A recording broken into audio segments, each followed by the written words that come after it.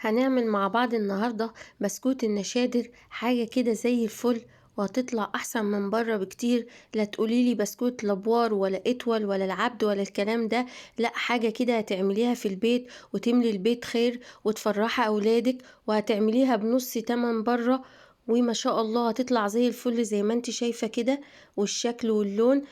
كملي بس معايا الفيديو للاخر وهقولك على كل تفصيلة وكل حاجة وعملتها ازاي وطلعت معايا بالشكل ده، وكل حاجة بالمقادير.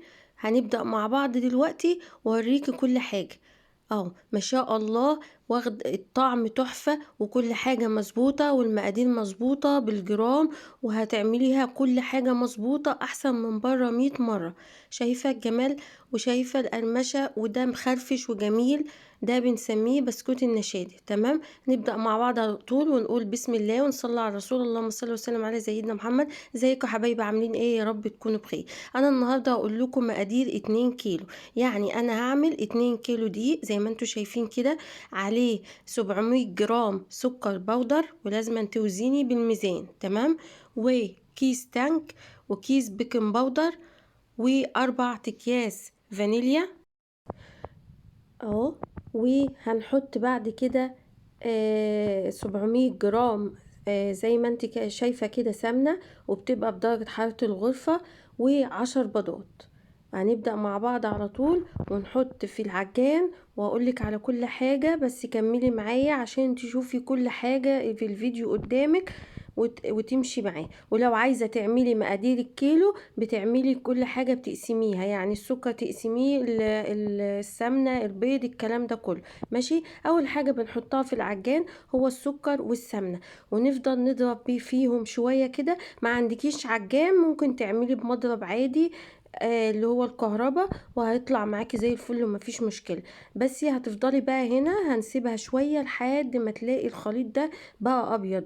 السمنة مع السكر بتبيض خالص. هنا بزود السرعة اهو. وفي المرحلة دي ببدأ احط ايه؟ عندي طبعا الفانيليا. هبدأ افضي الاكياس الفانيليا هنا زي ما انت شايفة اهو، بدأت تاخد لون خلاص وتبيض اهي. كنت عليت السرعة بتاع العجان اهو. كل حاجة قدامك دي الاكياس الفانيليا بقى، زي ما انا قلت لك 4 اكياس فانيليا. هبدأ افضيهم وهو برضو العجان شغال كده، اول ما اضرب زي ما احنا قلنا مش هنختلف، دي هتطلع نفس النتيجة اهو زي ما انت شايفة كده. تمام، وما تستعجليش عليها، براحتها خالص عشان تديكي تتضرب مع بعض كله، والسمنة مع السكر وكل حاجة. تمام اهو. هنا بقى بجيب البيض، بنزل بيضة بيضة لحد ما تختفي البيضة، وانزل اهو، انزل بالبيضة التانية، وهكذا هفضل لحد ما اخلص ال10 بيضات. اهم حاجة ما تستعجليش، وبيضة بيضة عشان يدوب معاكي. لو انت بقى وصلتي لحد هنا وما تعرفنيش، انا ولسه جديدة في القناة، انا رانيا، ودي قناتي بقدم فيها وصفات سهلة وبسيطة على قد الايد. يا ريت تشتركي في القناة وتفعلي الجرس عشان يوصلك كل جديد. ولو معايا في القناة ما تنسينيش تقولي رأيك في الكومنتات وتعملي لي لايك. تمام اهو. هنا بحط ال10 بيضات كلهم واحدة واحدة لحد ما الاقي البيضة اختفت كده، افضل ايه؟ انزل بالتاني. اه هنا بقى خلاص كنت عليت السرعة عشان خلاص المكونات تختلط ببعضها خلاص. بعد كده بقى ايه؟ خلاص احنا هنا زي ما قلنا خلاص الخليط كده اكتمل. هنا بقى عندي بعد ما خلصت كده خالص، هنا النشادر، معلش النشادر يا جماعة. باخد معلقتين، بالمعلقة دي بحجم المعلقة دي باخد معلقتين على ربع كوباية لبن زي ما انت شايفة كده، واقلبها كويس جدا واخليها تختلط، وافضيها على الخليط اللي لسه في العجان.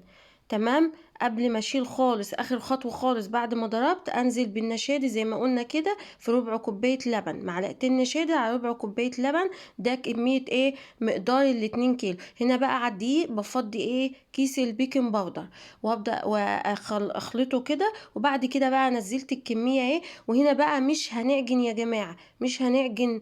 ناخد بالنا من البتاع ده، من الملحوظة دي عشان ما نعملوش عرق. احنا هنبدأ بالراحة زي ما انت شايفة كده، نخلط المكونات في بعضها، انما ما نعجنوش. تمام اهو، بالراحة خالص بلفه كده اهوت لحد ما يختلط كله مع بعض. وهوريكي دلوقتي العجينة بتاع البسكوت عاملة ازاي، وحاجة كده زي الفل وبايدك، وتفرحي كده وتفرحي اولادك في البيت، والخير يبقى موجود كده اهو. ما شاء الله، شايفة كده بعد ما خلاص شايفة العجينة اهي كده لمت معايا، وما عجنتهاش، لمتها بس. تمام. هبدأ بقى اجيب المكنة، سواء مكنة بالكهرباء او مكنة يدوية، هتطلع لك البسكوتة زي الفل، والاتنين واحد. هنا انا كنت عندي المكنة اللي هي الكهرباء، فحطيت فيها سرعت معايا يعني وكده، لكن هي نفس النتيجة بتاع المكنة التانية بالظبط.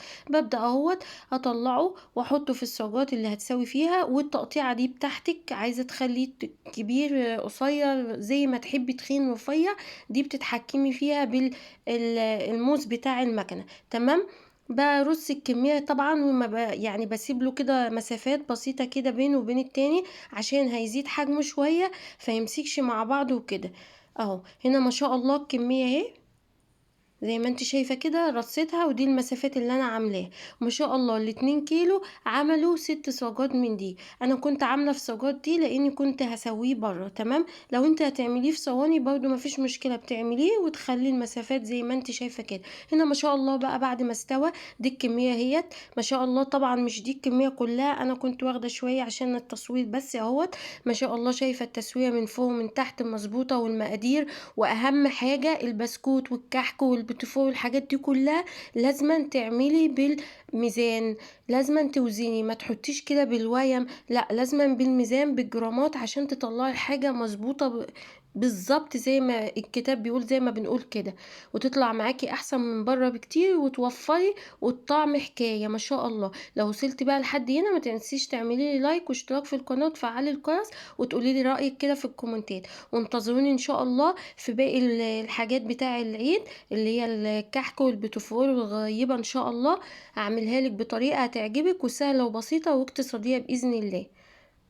اهو شايفة حاجة كده زي الفل، ويشرفك كده قدام حبايبك كده، ولو عايزة تدي حد منه حاجة كده ترفعي راسك كده وانت عاملاه. اهو